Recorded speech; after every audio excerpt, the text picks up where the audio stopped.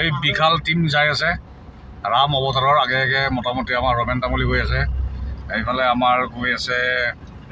director sir গৈ আছে লগতে এই আমাৰ আগত এইখনত গৈ আছে কোন গৈ আছে এইখনতো বহুত আৰ্টিষ্ট আছে এইফালে পাছফালেও আহি আছে একদম বিশাল টিম এটা আৰু এইফালে আমাৰ আছে হীৰক ভাইটিতো আপোনালোকে চিনিয়ে পায়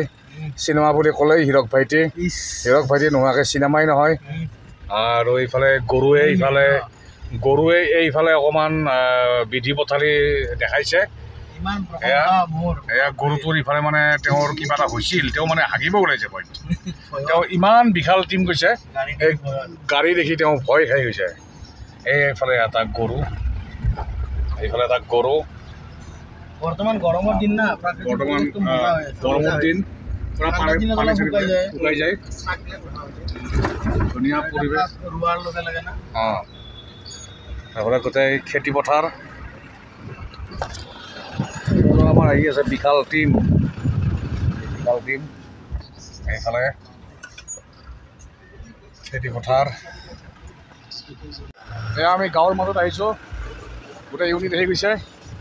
বাইদেউতো আহিছে গাঁৱলীয়া পৰিৱেশ আৰু এইফালে চাওক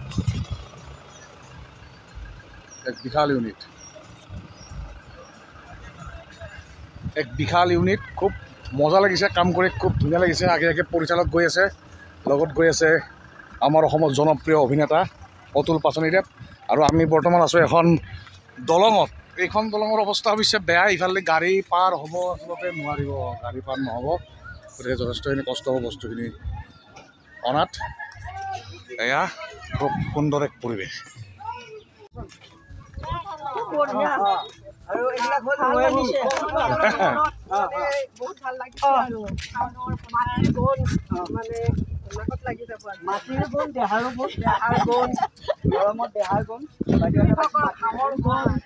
এই বিশাল ইউনিট আৰু এই ইউনিটটোৰ মেইন বছ আমাৰ লিডাৰ হয় এইটো আমাৰ কি আহি আছে বেনুগুণ্ডা আহি আছে অসমত আহি আছে বেনুগুণ্ডা গতিকে এই খুব সুন্দৰ পৰিৱেশ একদম চাওক মনোমোহা এক পৰিৱেশ এইয়া